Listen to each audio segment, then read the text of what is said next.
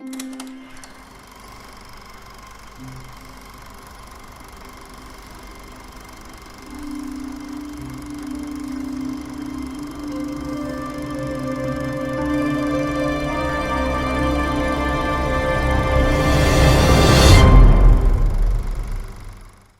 what's up everybody? Thank you for tuning into the Couch Media Corp channel again. My name is Andres and I'm back on the blue couch. And today, I know I'm late as hell, but we're gonna talk about Spider-Man No Way Home.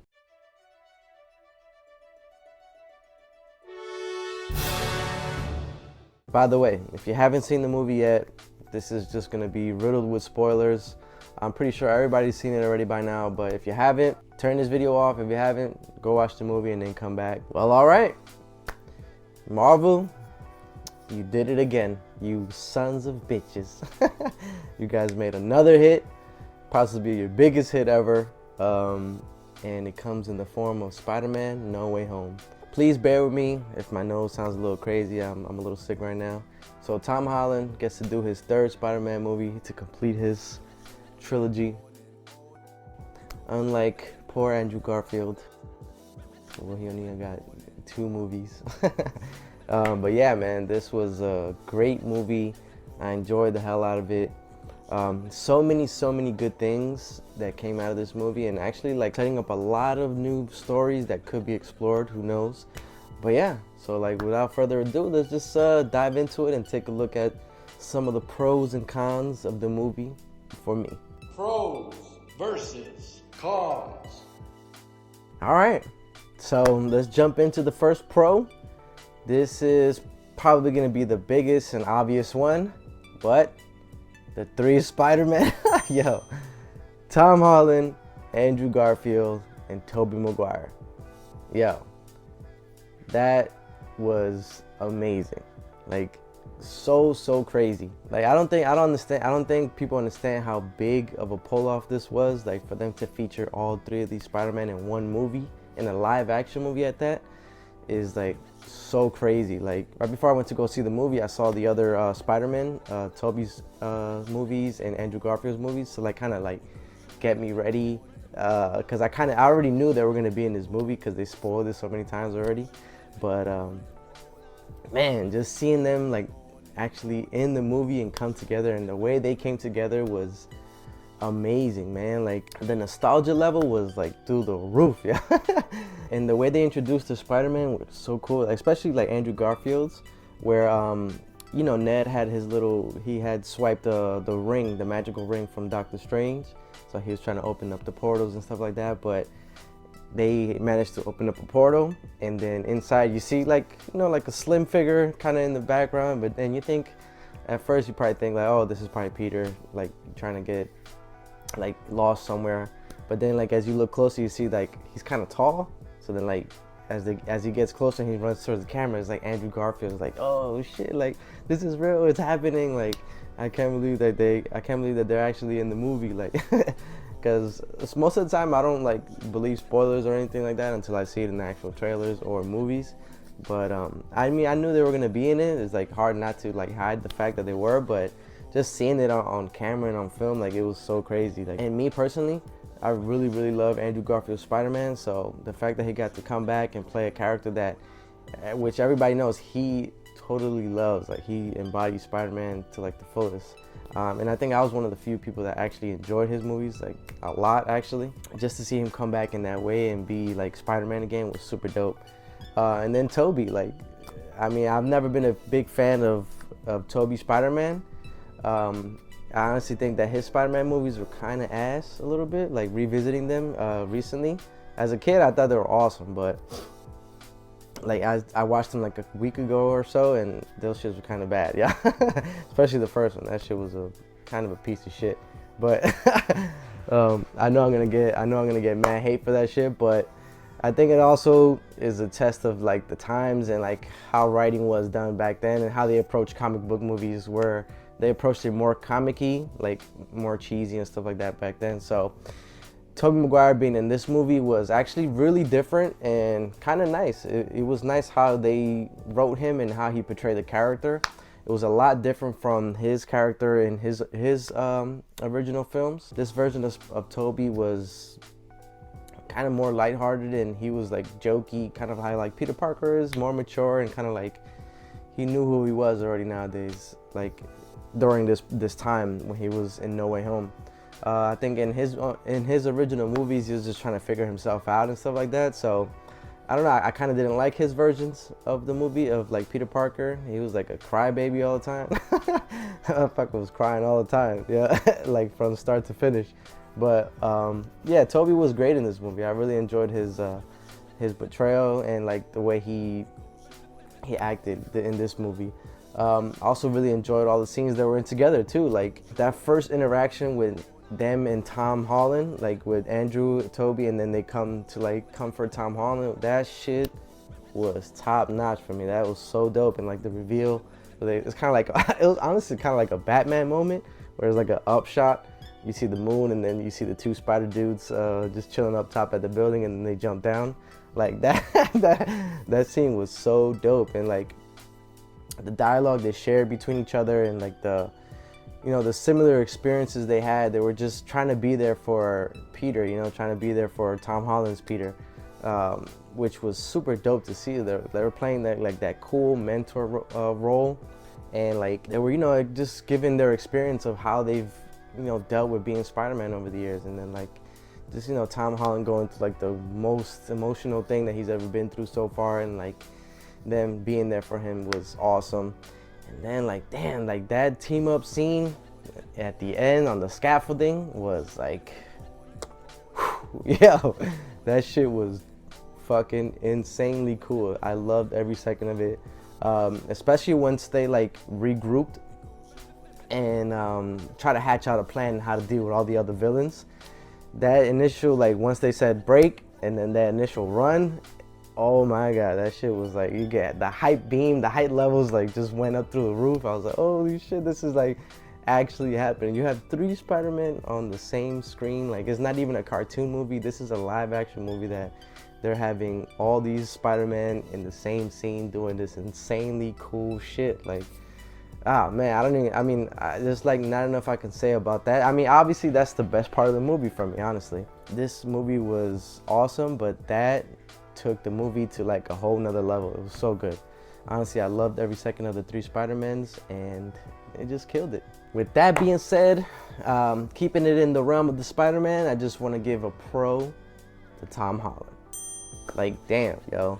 This kid has fully mastered the role of Peter Parker / Spider-Man. Like, he's killed it in every single one, and he's actually evolved in each one with different personality, different emotion, and like different character. He's just overall grown in the story and in the 3 movies. Like, man, he has a perfect blend of both things. Like, he's like witty, but he's also emotional. He can be emotional, and his Peter Parker is not like he's not like a total loser, I always found it annoying, that like total loser Parker shit. Like, that shit was annoying. I like how they write Tom, and I like how he portrays his Peter Parker, like he's confident, and he has friends and shit like that, like he's a kid, he's a teenager. And also that's a big thing too. I think that helps Tom Holland's version of Spider-Man a lot, is that when he first started, he was actually a teenager. Like, he was actually a kid.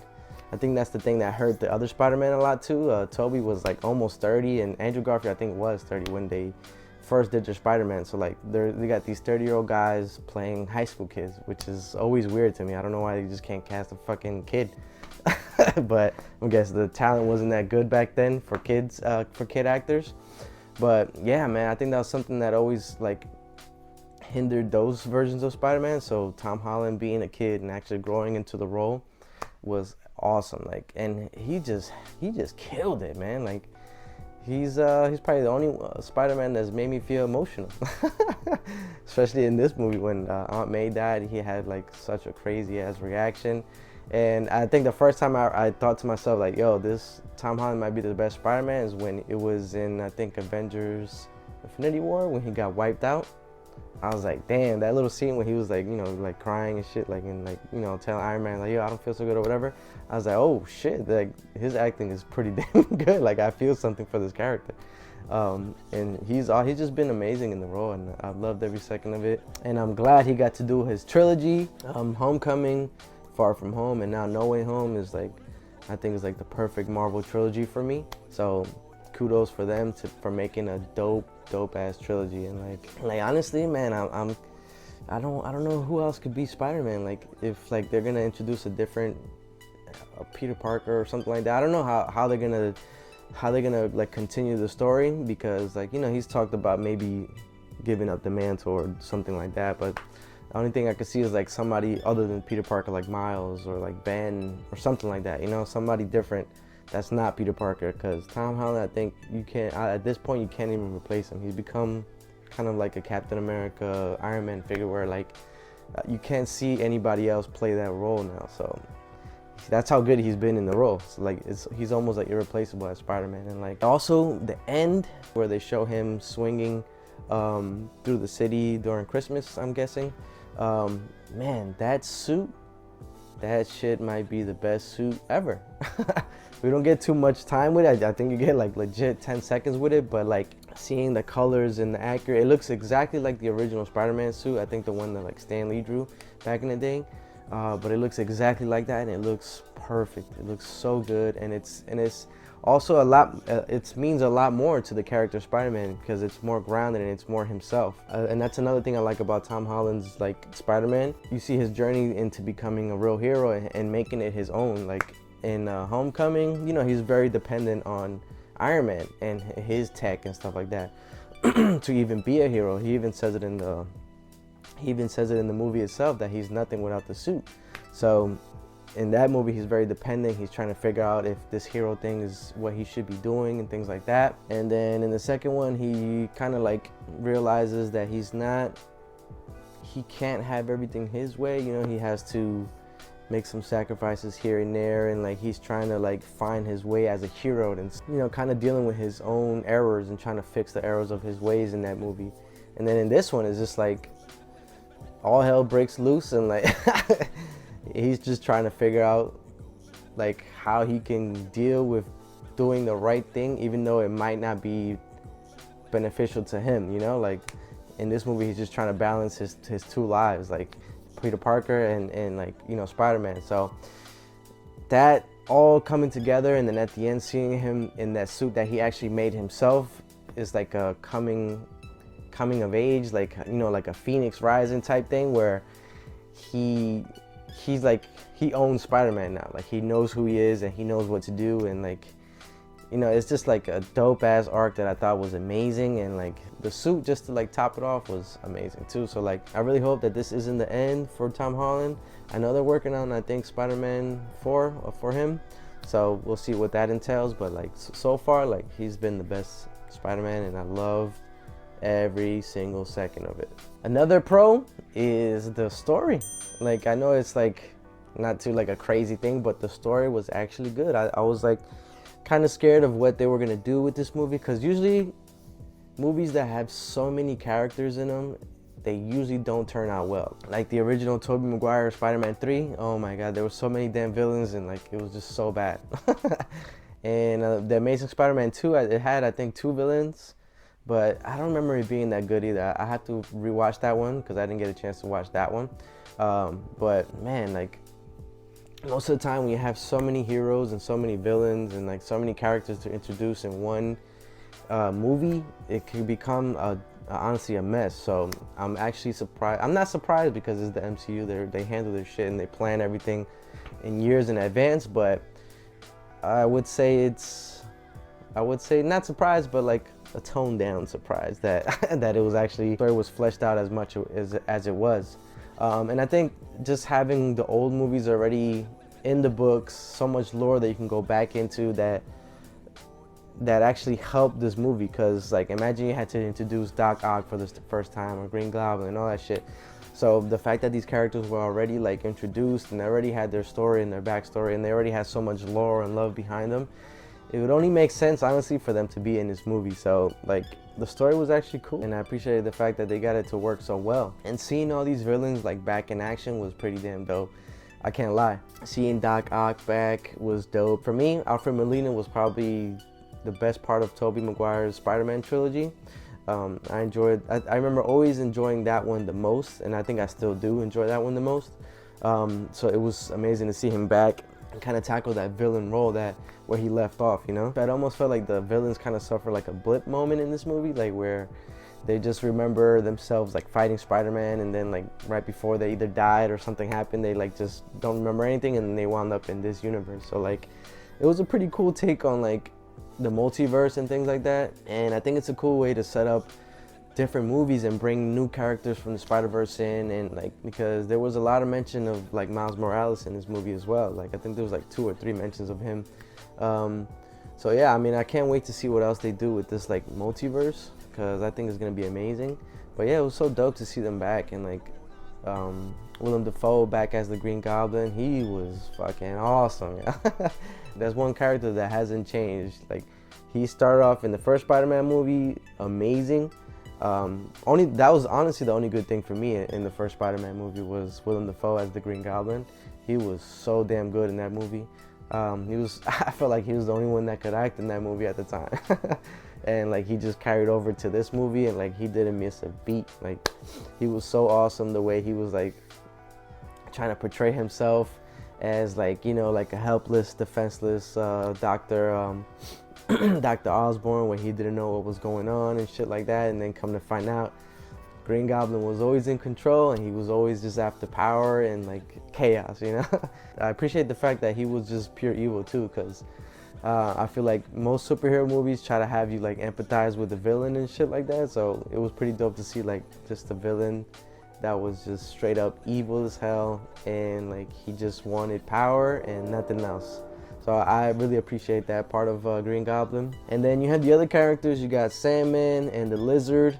They weren't too much in the movie. They weren't that big of a like role. Although I did like the Sandman's interactions with most of the characters. I know they couldn't get the original actor Thomas Church back to actually film scenes, but they did get his voice, and his voice was actually pretty damn dope in this movie. He has that cool ass villain voice, but yeah, he was actually pretty dope in this movie. And then the Lizard, he was okay. I'll talk about that in a little bit, but he was pretty decent. The actor for the Lizard couldn't come back either, or I think they weren't even approached to come back. And I think, if I'm not mistaken, that I look back, I don't think they actually had the Sandman's vocals. I think they just had enough of their vocals from their movies to like create this dialogue. I think. If I'm wrong, correct me in the comments. But I think that's what the case was. They just didn't even have them involved with this project at all, I think. Hence why like they reused some footage from their movies, from Spider-Man 3 and The Amazing Spider-Man in the later scenes, kind of like when they're defeated and the Sandman's going back to his original human form. You can clearly tell that that's one of the scenes from Spider-Man 3. And then you can also tell when the Lizard's going back to human form, where that's a reused scene from The Amazing Spider-Man. So yeah, I mean, overall the villains were awesome. Oh, and Jamie Foxx was pretty damn dope, man. I actually love the fact that he actually got to come back and kind of do justice to his Electro.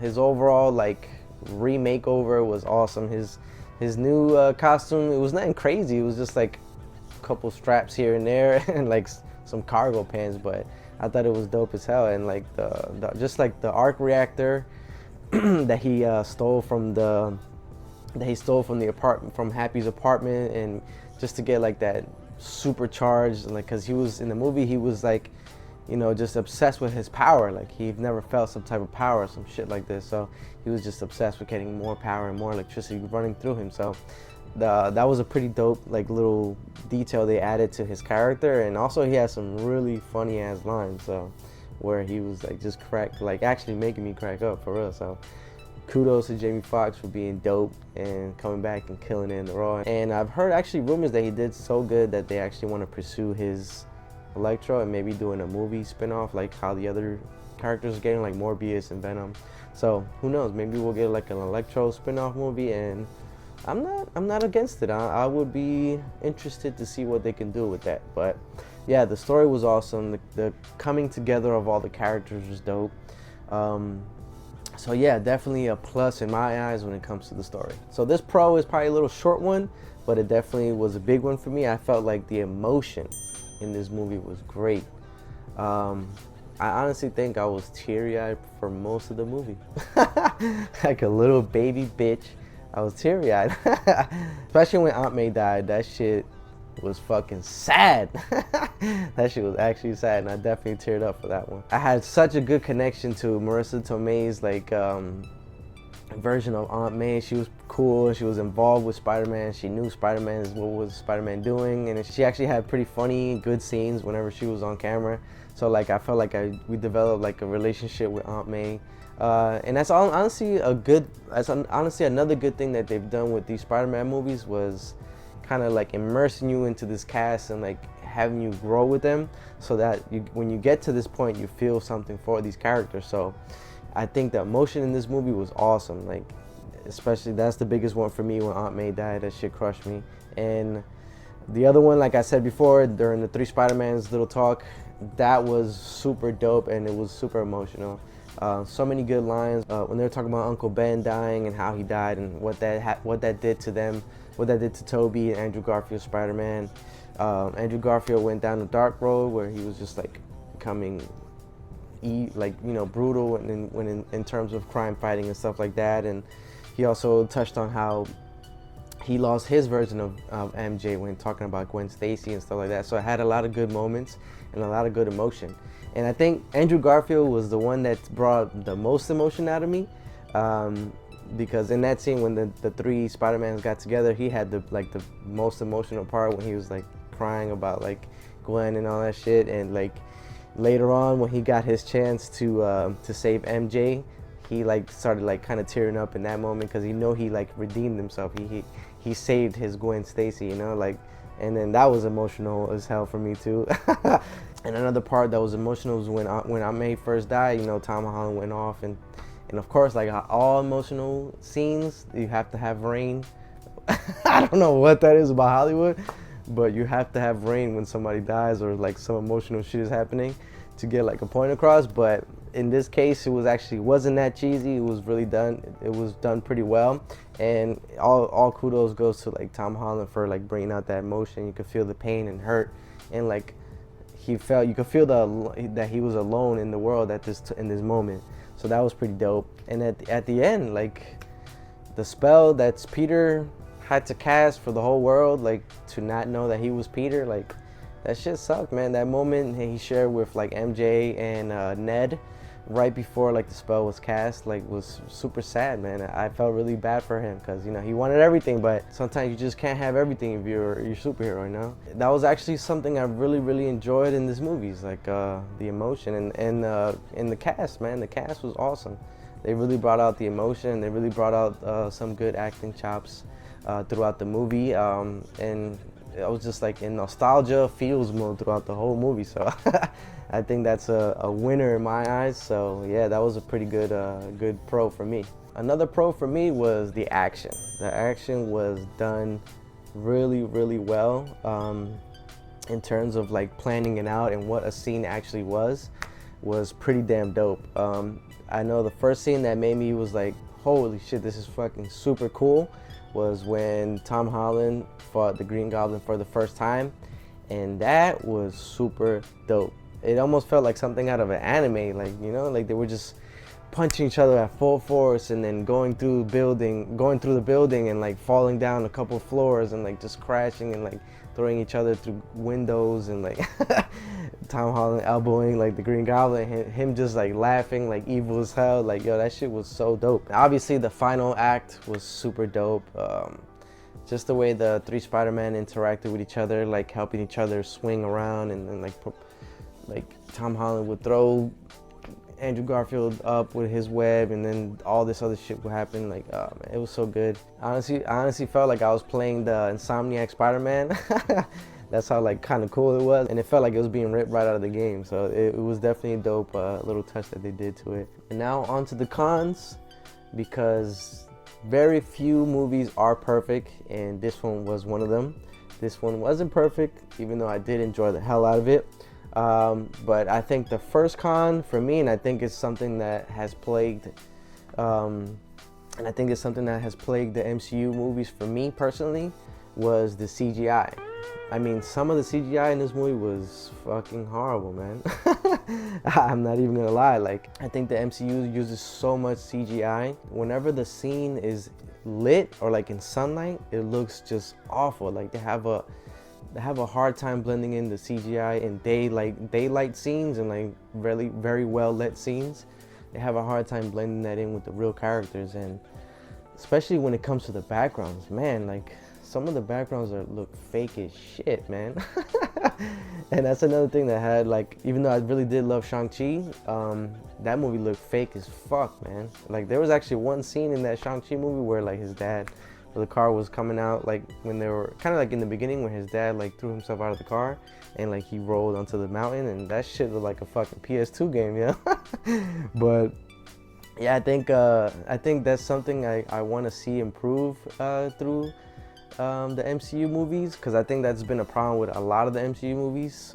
Hence why, like, you get some of the floating head shit like from Iron Man or like War Machine, and like Tom Holland's Spider-Man has always never looked that good, honestly. He's always looked very rubbery whenever he has a suit on, because they totally wiped the practical suit, and then they put like a film of like CGI over him to like kind of tighten and like tweak the suit a little bit and like kind of put details in it, but it just kind of kills the suit, and it kind of kills the look of it. You get the you kind of get the rubbery feel to it, and like the physics don't add up sometimes, even though the scene is actually shot practical. But when you put that film of CGI over it, it just looks kind of bad. And I think they have a grasp on like all the night scenes, because the night scenes look pretty damn good. Like when you first encounter Electro and Sandman, that scene looked awesome. Like the black suit, the darkness, and like all the chaos that was going around, and him swinging around with the lightning bolts and all that shit. All that stuff looked amazing, and I think they have like a super good grasp on the nighttime scenes. But the minute it's daylight out, man, the CGI just takes a plummet, and that shit looks fake as fuck, yeah. I don't know, it's just like a weird thing, because like when I went back to watch like the original Spider-Man, like some of that CG looks kind of better than this CG. Like the daylight scenes, like some of those CGI renders of like the Amazing Spider-Man, Andrew Garfield's Spider-Man, like damn, that shit looks insanely good. It looks almost photoreal. And like, I don't know, I think it might be just the thing that MCU is like, they pump out so many movies that they don't have time to like kind of tweak these scenes, or it might just be like such heavy CGI movies that they can't just be perfect. But yeah, like the clear example for me out is like the lizard design. Like the lizard for the Amazing Spider-Man looked amazing, no pun intended. But then like the lizard for this movie looked like shit, man. And they actually changed like his design a little bit too. Kind of made him look goofy as fuck too.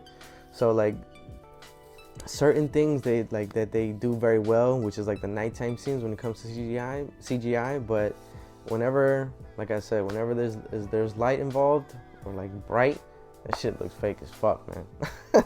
And honestly, sometimes it takes you out of the movie. Some of that shit, like when although it was super dope when they introduced Andrew Garfield and Toby Maguire into the movie, some of that shit looked fake as hell. Like the portals and all that shit, like it looked really bad. But other than that, it was pretty dope though. Like the choreo, like the CGI for like the final scene was pretty dope. It wasn't bad at all, because again, it was at night, and I think they have a very good grasp on that aspect of CGI. But the daylight shit and all that other shit, man, it looked fake as fuck, yeah.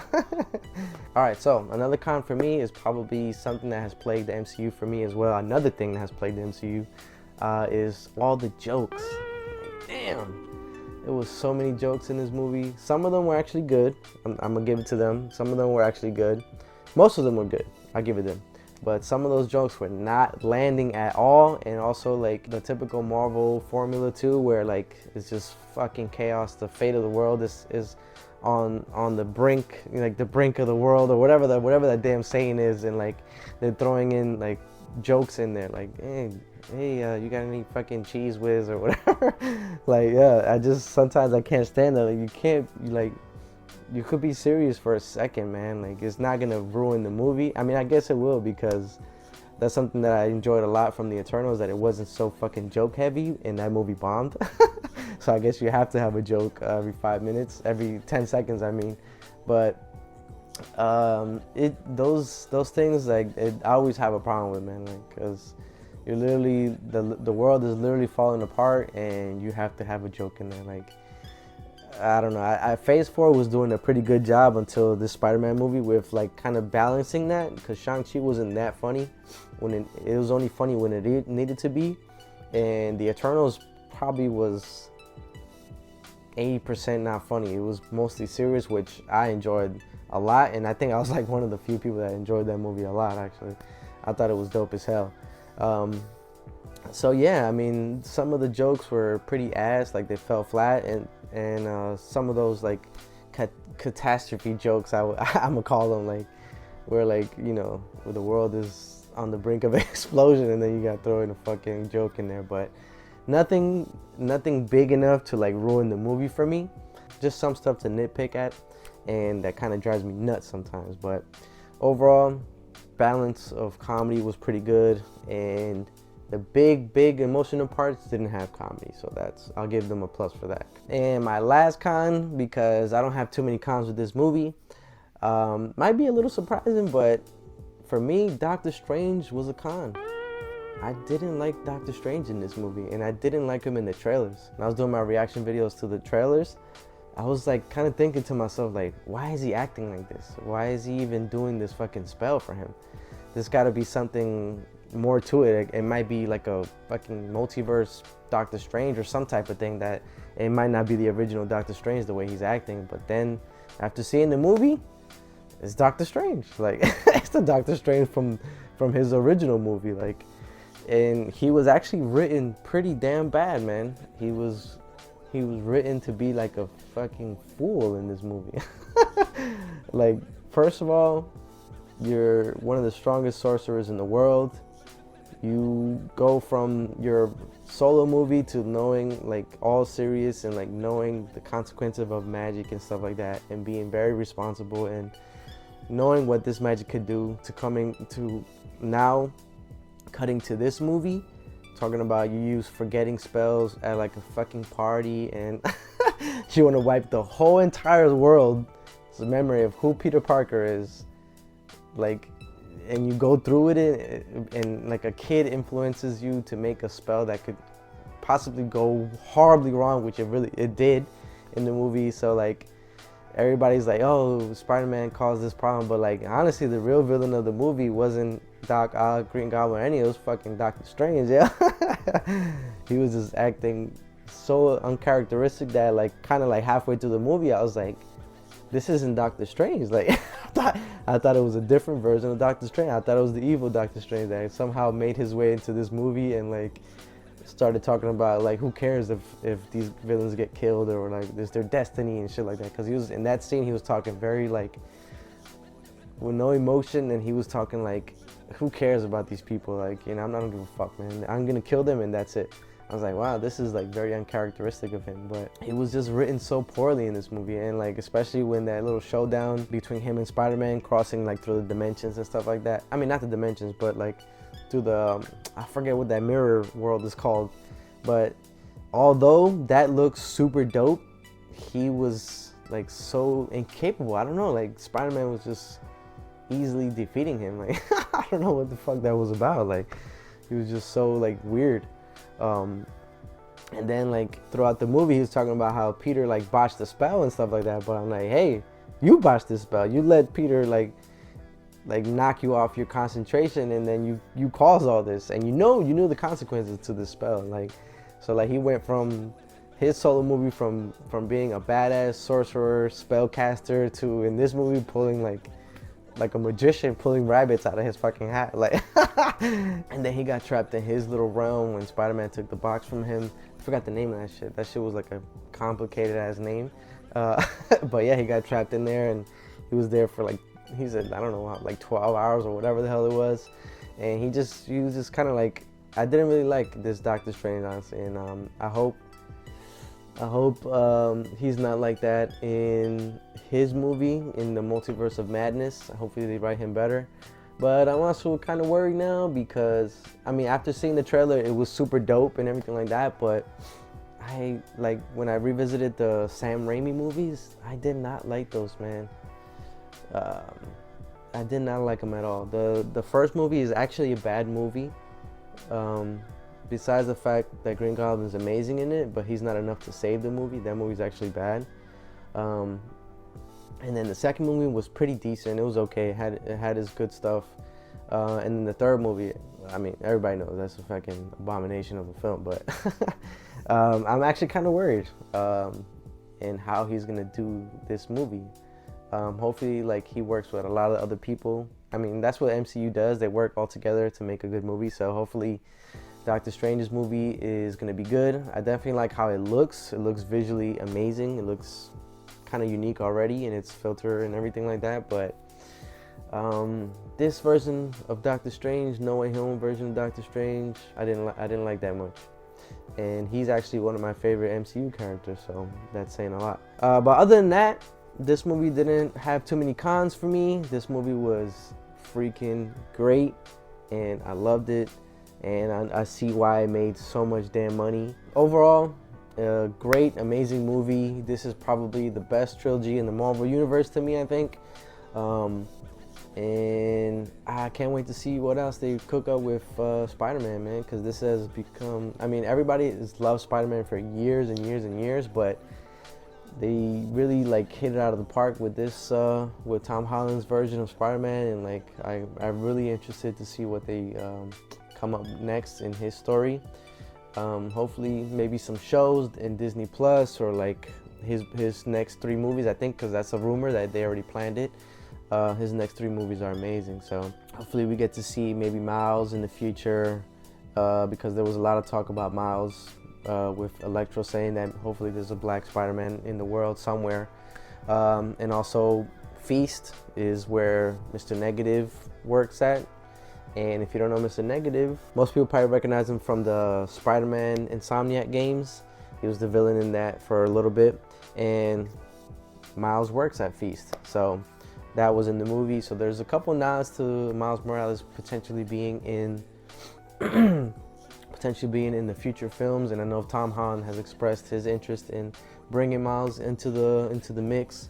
So who knows, man? I would love to see Miles and see what they can do with Miles, because the Into the Spider-Verse stuff those movies are top notch, 10 out of 10 movies. So hopefully they could bring him into the live action world, and that would be so dope. So many good things. I don't know how the rest of the cast is gonna play out, because since the whole world doesn't know who Peter Parker is, and Peter made the decision not to like pursue MJ and Ned, like to reignite their friendship again. He chose not to do that, so I don't know how their characters I don't know where their characters go from here. But I hope they're in the future ones, because I definitely enjoyed their characters. I like Zendaya and I like Jacob in their respective roles. They've added a lot to the film franchise, and is pretty much all 3 movies have been centered around their friendship and their, and them growing into adulthood and stuff like that. So I think they were like a crucial part of the movie. So I hope to see them in future ones. And yeah, I don't know. There's so much like opportunity when it comes to Spider-Man. Like you got the Morbius movie coming out. I mean, Venom is just, I hate Venom. I know I think they got Craven coming out too. There's some rumors about them sparking up some Gwen Stacy with Emma Stone, maybe like an original movie with that. There's also rumors about Andrew Garfield coming back to do his 3rd movie.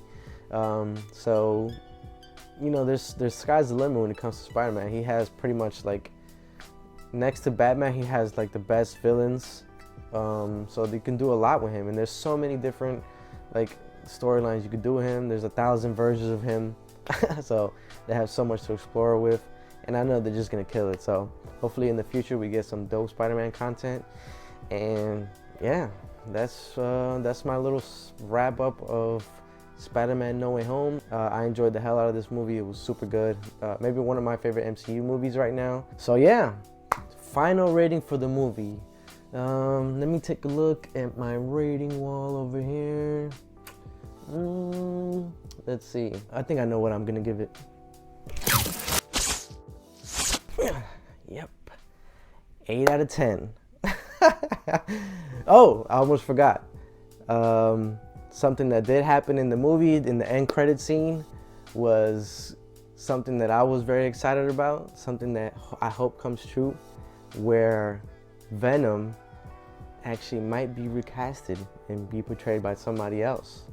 Because Tom Hardy was in the end credit scene, and he was like, you know, he came over into the world and he was like in Mexico or whatever the fuck he was doing, getting drunk. I hate Venom, honestly. I hate this version of Venom.